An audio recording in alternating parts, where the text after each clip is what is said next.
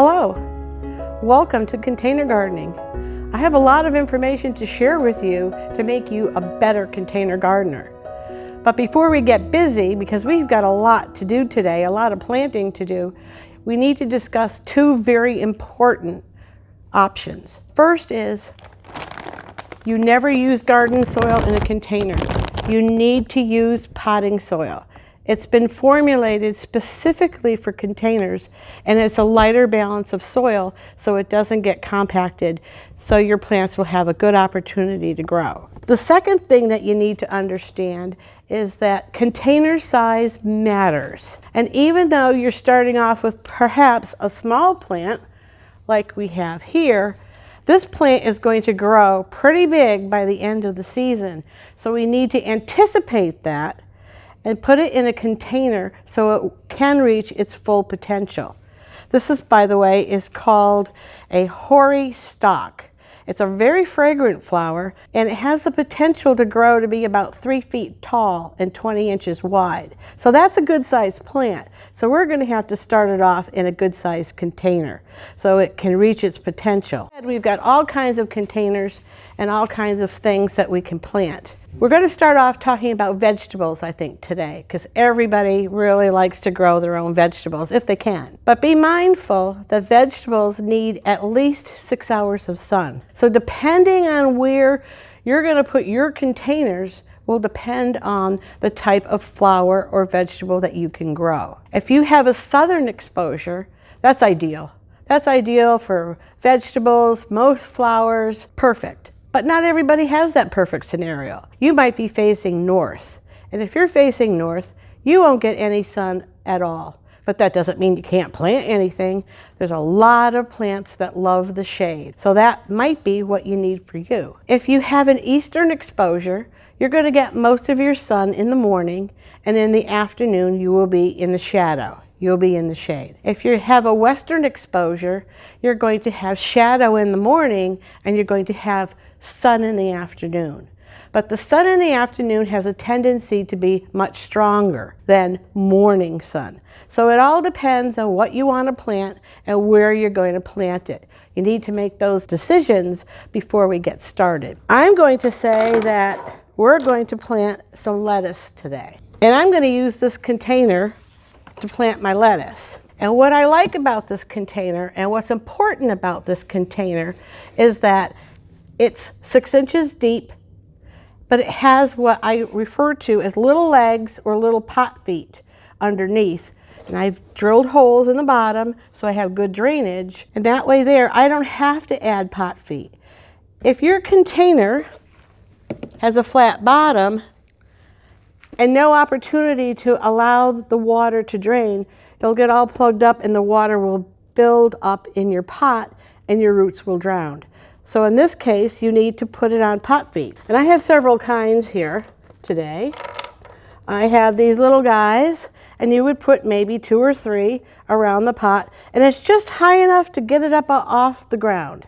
You don't have to elevate it too high, but just enough. If you have a larger pot that needs a little bit more support, I have really good sized pot feet. And this would be for very large containers that perhaps when you get them planted and you put the soil in it, they may weigh in excess of 100 pounds. So you're going to need a stronger pot foot to put underneath it. Or one way to get your pot raised up is by using a plant stand. And I use quite a few of these for my larger pots. And I'm actually going to use this pot when I plant my tomatoes because I want to be able to move that pot around. And it is a good sized pot. This is generally the size pot you would use to plant 1 tomato plant because tomatoes have relatively good sized root systems. And even though when you buy your little tomato plant, it looks pretty pathetic in this great big pot, but believe me, it will grow into it. And you need to have enough soil. Because here's what happens. When your pots get root bound and you have more root than you have soil, your plant is in trouble. It won't be fed because the soil is what contains all the nutrients that your plants need. And if you run out, then your plant will suffer and it won't produce. What I bought purposely to explain this is this pretty pot of pansies, which is completely root bound. But we're going to take it out of the pot and we're going to replant it. If it was left in this pot, these pansies would certainly just fade away and die because there's just not enough soil in this pot to save this plant. It's going to consume it all. We have some more pansies that came in a 6-pack. And this is quite popular when you buy your pansies, and you're going to see that these guys are completely pot bound as well. And I'll try to show you some tricks of getting these plants out of these little containers without damaging them too much. Sometimes it gets pretty tricky, but we're going to plant some of these. We're going to see how it goes. Not all vegetables are to be planted in containers. Most are, but some aren't. Depending on the size of your container, tomatoes obviously, you can plant carrots if you have a really deep planting container. Beets, you could do broccoli, you could do cabbage, but these are going to take really big pots, deep, because they make big roots, and you're going to put 1 plant per pot. Some plants, and you can do, lettuce, because we're going to plant some lettuce. You could do peas, you can do spinach. Those are cold crops. Cold crops can go in when it's about 45 degrees. Warm crop, you need to wait until after the danger of frost has passed before you get those planted. Otherwise, they could be injured unless you can put them in some sort of a cold frame or protect them from killing frost. Some things are not good for containers as far as vegetable goes, and that would be vining. That would be squash. That would be watermelon, that would be pumpkins. Okay, those things have huge vines and there's not enough soil in a container because it grows so big and it requires so much nutrients. It's just not for a container. But if you want to grow pumpkins, I suggest that you're going to have to put those in the ground. And if you think about pumpkins, there's a fun little thing about growers who grow the Atlantic giant pumpkins. Those are the pumpkins that weigh over 2,000 pounds. It's quite interesting. And they also grow very, very large fruits. They grow mammoth cucumbers, mammoth tomatoes, and all this kind of stuff. And if you're interested in that, there's a website that you can go to called bigpumpkins.com. Take a look around. I think you'll find it quite interesting. It's something to observe. So we'll take it from here, and I want to plant some lettuce now, seeing as we're working on vegetables. I have a pot now. It has good drainage. It has little pot feet, so I don't have to worry about that. And now what I have to do is fill it.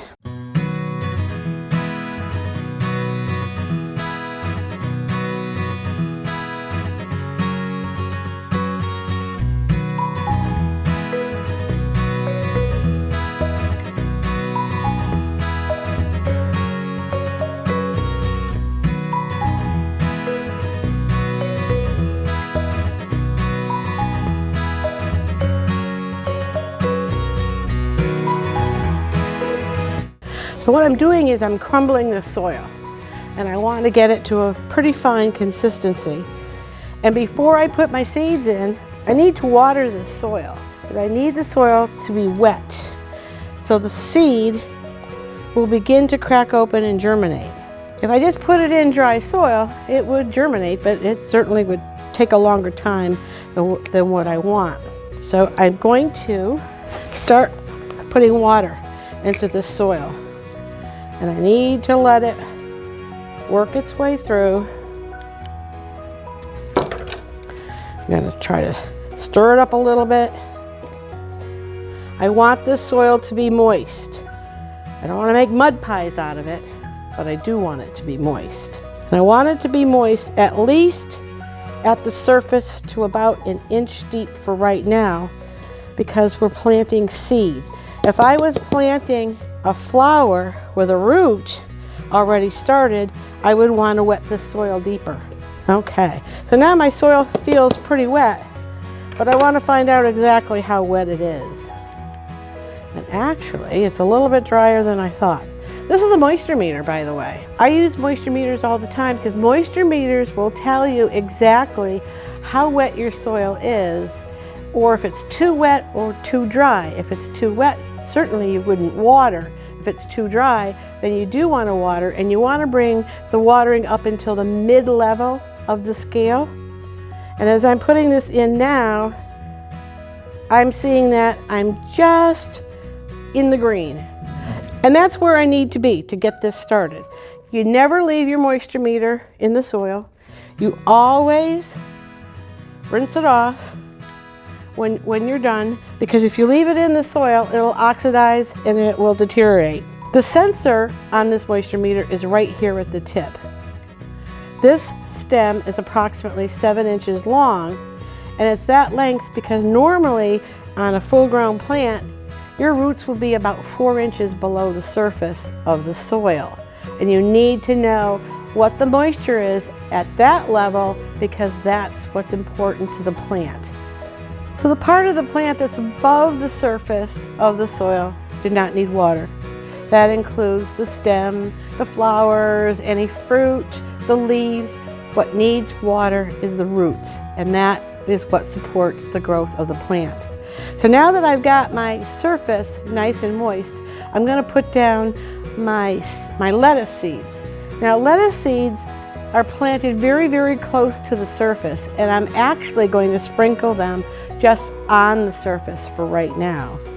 We may have to thin these seeds out in a little bit because they're very hard to see, and I am tapping them out of the package and I'm running them along, and I'm going to do a couple of rows. There we go. They like to be buried in about 1/4 inch of soil. If I use a watering can or a lot of water, I will make them deeper than they really should be. So I'm going to take some dry soil and rub it between my fingers, and I'm just going to let it come on top of the container. And then what I'm going to do now is I'm going to mist, because I don't want to push the seeds too deep in the soil because it will take them longer to germinate, and it's just a little seed. So they really need to be misted. And what you're going to do is you need to mist your seeds every single day, even when they start sprouting, because they're very tender.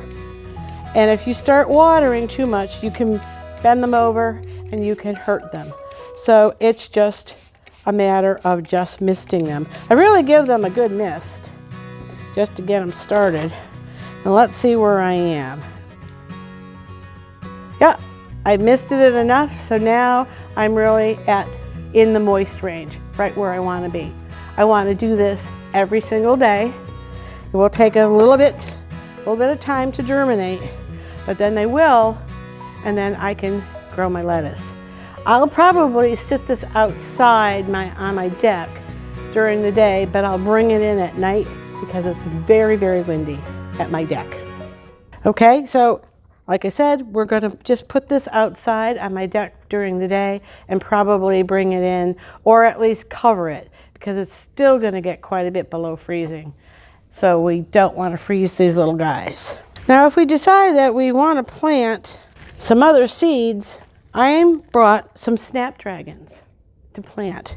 And snapdragons are interesting because you don't bury them. You plant them on top of the soil because they need light to germinate. And they are a cold crop. They can stay outside, they can take the cold. And even if you were to sprinkle seeds in your soil, say late fall, and leave them over the winter, you'll have snapdragons in the spring. They love the cold. I'm going to use this container for my snapdragons, but I'm going to have to put it on some sort of pot feet or something to help it. There's 2 big holes for drainage, but I want to get it up off the ground, or off my deck, I should say, when I put it out there. So I'm going to use these little lengths of wood. You can use pretty much anything you want to use as long as it's level and it will keep your container stable. And I'm going to put it obviously right where my drainage holes aren't.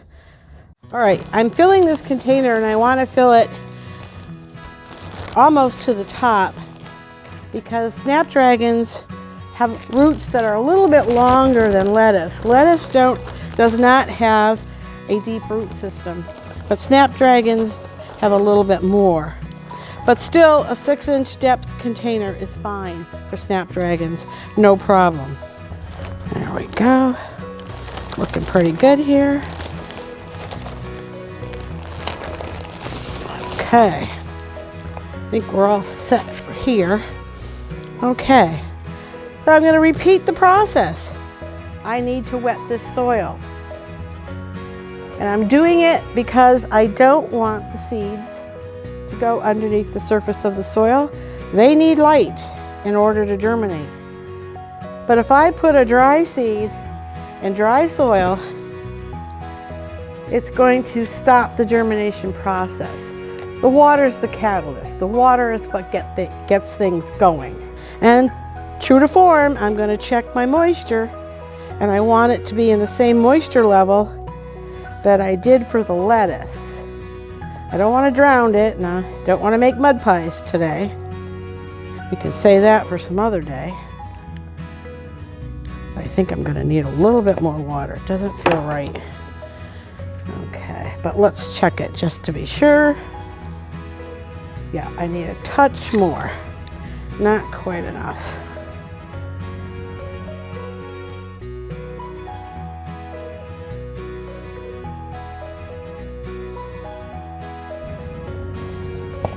Even if I should go a little overboard and there's a little bit too much water, it will dry out pretty quickly. As long as I don't have it completely mud, we'll be okay. I've kind of gone a little bit overboard, but it's going to be okay. It will dry out pretty quickly. But here's the trick with snapdragons. I want to make sure that they don't get underneath the soil. I need them to stay on top of the soil. So when we mist them, we need to be very careful that we don't apply too much water and push these seeds underneath the soil. They need to be on top. They need light to germinate. And the seeds are just minuscule. They're probably about the size of ground pepper. So they're very hard to see. But we're going to just sprinkle them out of the package. Tiny little bit of seeds. And I'm going to just let them go randomly in the container. Sprinkle them out. Oh, come on. Getting stuck here. There we go. They're all out.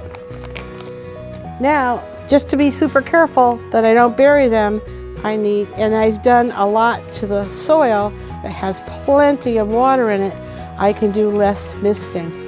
I'll leave these alone, and they're good to go. I also stick my plant packet in the container so I remember what I'm growing, and I usually label it the date that I planted it, so I can remember that too. And we talked mostly about vegetables, but now I'd like to address flowers. A lot of people like to grow flowers. They like to have a nice flower garden, either on their patio or on their deck, or where they can go outside and just enjoy it whatever time they can. Again, where your light or your sun is coming from is imperative for your flower garden as well. And the container size, of course, matters too. But also, if you really want to get into some very fancy containers, I have this printout, and I think it will be available to you. It's called Thrillers, Fillers, and Spillers. And what this does is it explains flowers for sun and flowers for shade.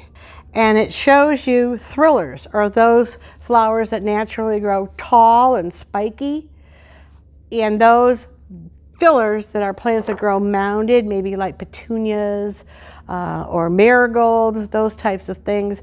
When they talk about spillers, and those are your vines. Those are the ones that cascade down your pot.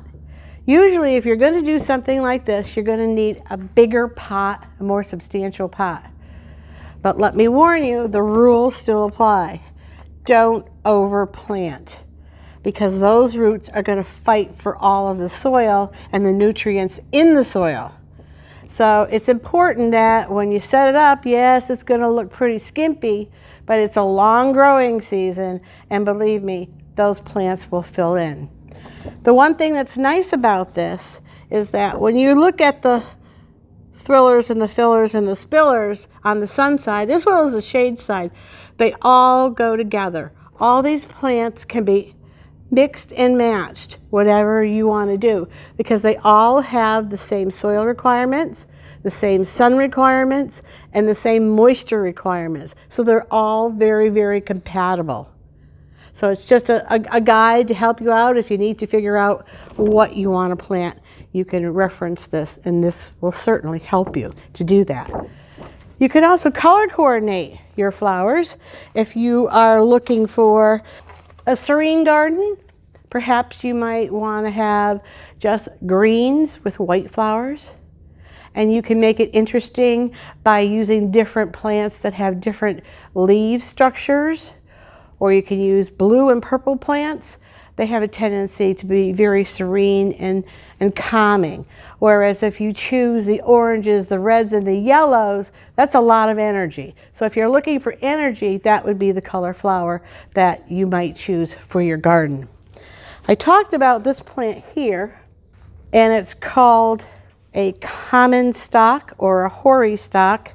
And it grows quite large, as I mentioned, and we're going to transplant it out of here. And we're going to put it in a pot that I think will be suitable for it. Now I'm going to put this tiny little plant in this great big pot, but it's going to grow into it. Because by the end of the growing season, this is an annual, okay, it is going to grow up to maybe 15, 20 inches tall, and it might be 10 to 15 inches wide. That's a big plant. So the bigger the plant, the bigger the root. And that root needs soil. This is the food. This is all the food that it's going to get. This particular plant likes to be fed and have fertilizer throughout the summer. So I'm going to add, when I mix in the soil, I'm going to add some pelletized, slow-release fertilizer. And I just have one particular brand, but it doesn't matter. There's a lot of good brands out there that you can use. So we're going to fill this pot.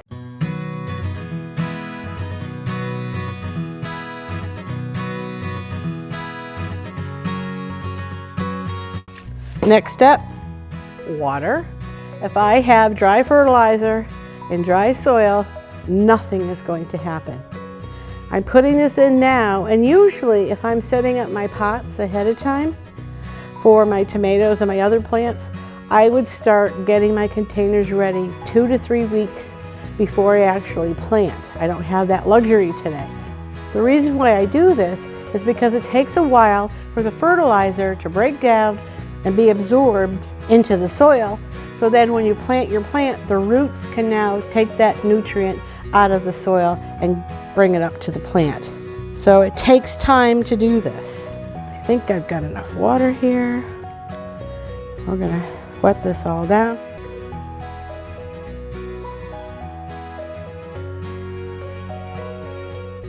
Again, I don't want to make mud pies, but I do want to get the moisture going, and it doesn't matter how I stir up the fertilizer. It'll get all mixed in and it will work out just fine. So I'm beginning to get that going. Now this plant has roots, so I want to make sure that I get enough moisture deeper into this pot than I did for those seeds that I just planted that really don't have any roots yet. So we're going to take a peek at this, and we're going to take this plant out of this pot, and we're going to slowly get it out. We can see when we remove the container that this plant is already pot bound. The roots are wrapping around the outside of the container, and they're really not going anywhere. So we have to fix the situation. We really need to gently start breaking the roots out from the bottom so they will spread out into the pot.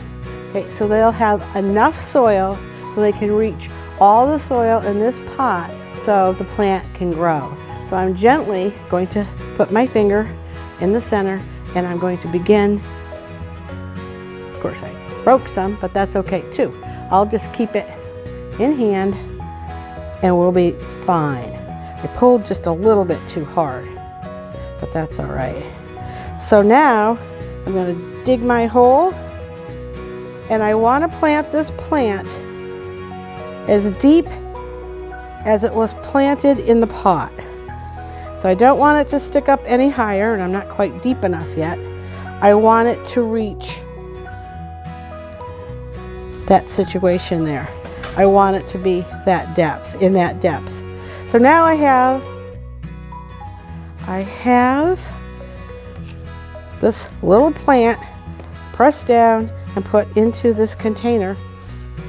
And even though I pre-wet the soil, I'm going to water it again. And I'm going to give it some more water, and I'm going to check my moisture meter, and I'm going to see how moist I am. I'm about between a 4 and a 5 over here, but we're just going to add a little bit more. So because the plant was dry, and this way here, it'll help the roots absorb this moisture. And I'll do that fairly quickly. It doesn't take long. Just as long as we don't make mud pies. I'm putting it in here, and just because I now watered, it is showing very high. But if I give this 10-15 minutes to drain, it will drain quite nicely, and I would get it up on pot feet so it can drain, and then we'll be all set. And this plant is really good to go for the summer. It's very fragrant and it's very pretty. So we'll be good to go on this. Yep, see, it's already beginning to drain, which is excellent. Even though we have some more flowers to plant, I want to go back and revisit tomatoes, because a lot of people do plant tomatoes, and it's important to note that tomatoes will develop quite a substantial root system.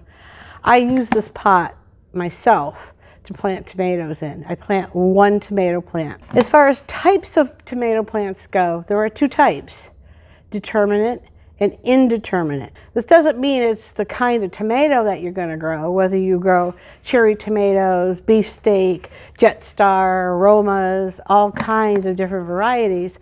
It's how the plant grows and how it produces the fruit. A determinate tomato plant will be shorter, and it will grow a flush of fruit faster, but for a shorter period of time. It will probably give you all the fruit that it's going to give you in perhaps 2 to 3 weeks, maybe even a month. But when you picked all your tomatoes and you see that there aren't any more flowers and there's no more growth, that means that tomato plant is done. You've gotten the fruit that plant is going to produce. But it's a little bit easier to manage in a pot. But if you're like indeterminate, that plant is going to grow till the end of the growing season, probably until the first frost. This plant needs to be in a tomato cage, and it needs to be spiked because it can grow 4 to 5 feet tall. It will produce tomatoes for a longer period of time, but fewer tomatoes at one time. Now, whether you get more tomatoes out of a determinate tomato plant or an indeterminate, I really don't know. But plant one of each, and you can find out for yourself. I'm not really sure.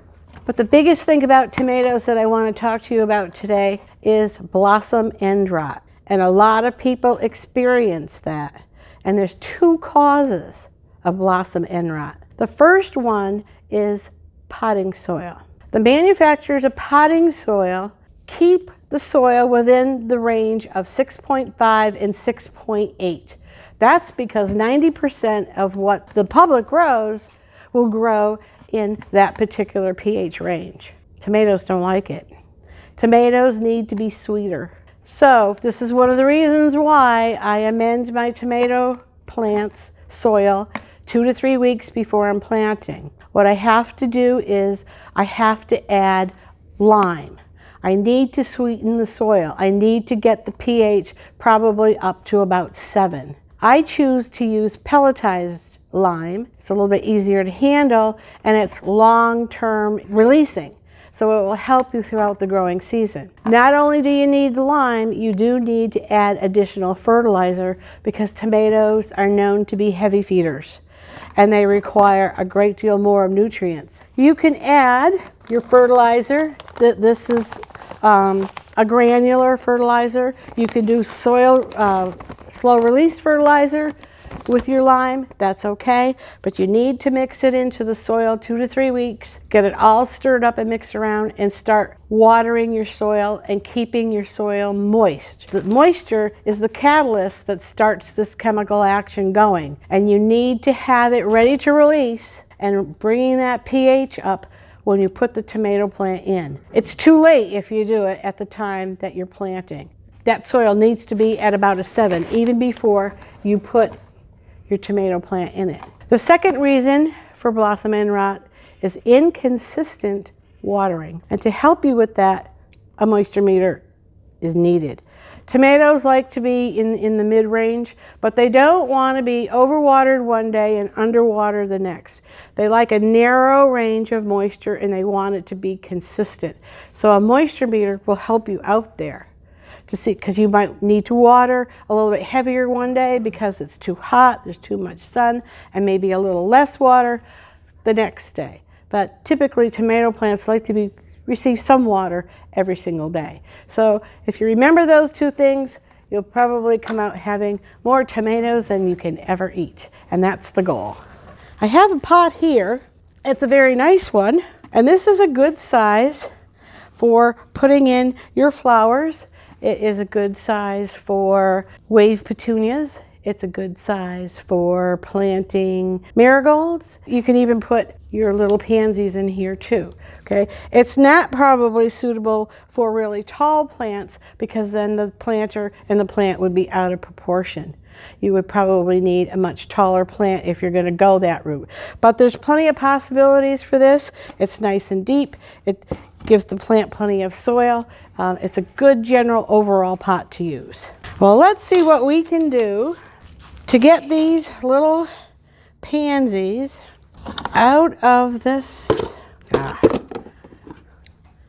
Choose this one. Yes, it looks like a monster pot for one little plant, but we really want it to grow and spread. So we're going to put some pansies in here. So we have our pansies, and boy, they're nice to have around in the springtime. They brighten up your day. You get rid of the winter doldrums, and as you can see, they are pot bound. But we're going to get rid of this because we're going to have plenty of root, and it's going to help us to get these out of this pot. I'm just trying to wiggle this out of the pot and maybe crunching up the pot a little bit so the soil will loosen up. As you can see, plenty of roots. Okay, the soil is actually extremely dry as well. So we have to start adding our water. I'm going to add water to the soil in the pot, like we always do, like we always start off. This has a good root system, so I want to make sure I get enough water deep into this pot so the roots can start absorbing this water.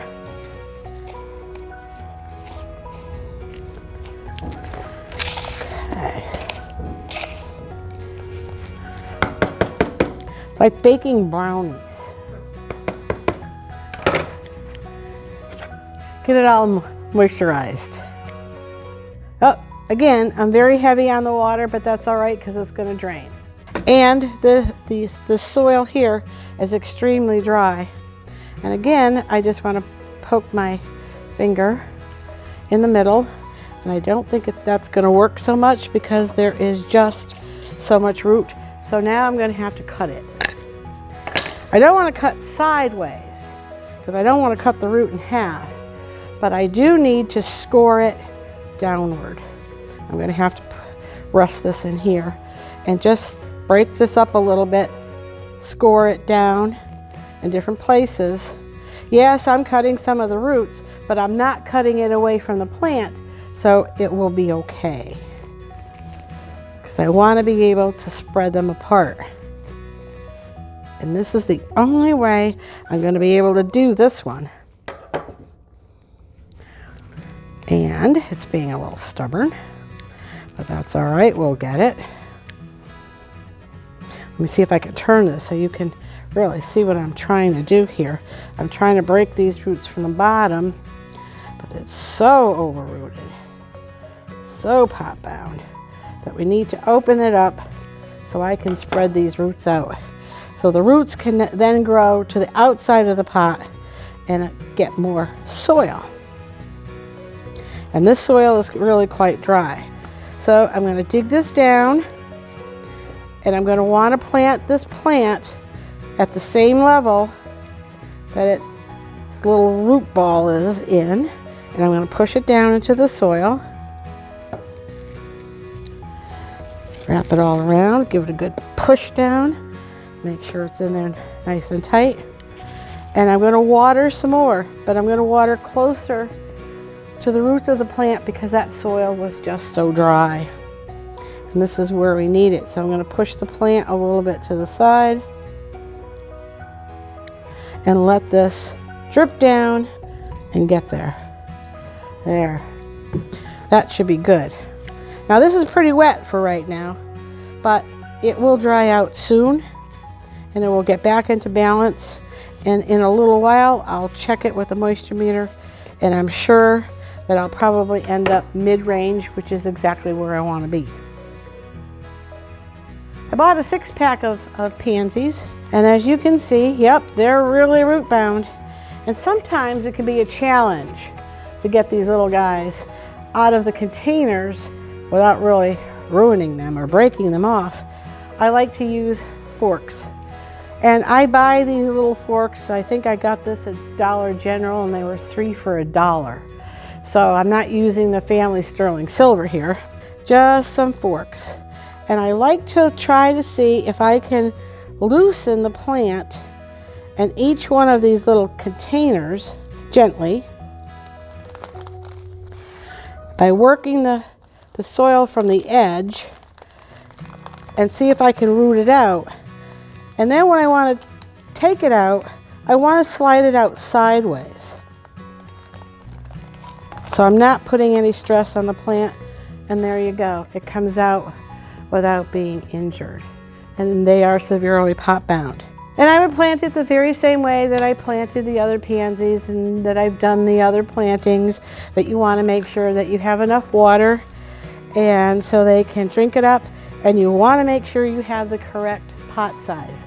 That's utterly important. Before I leave you today, I have a couple of important things I want to tell you. Sometimes when you go to the big box store and the garden nurseries, they have plants that are listed as insect resistant or pest resistant. And I'm asking you not to purchase those plants. And the reason why is these plants have been treated with chemicals, neonicotinoids, systemically. And that means every part of the plant is now poisonous to pollinators.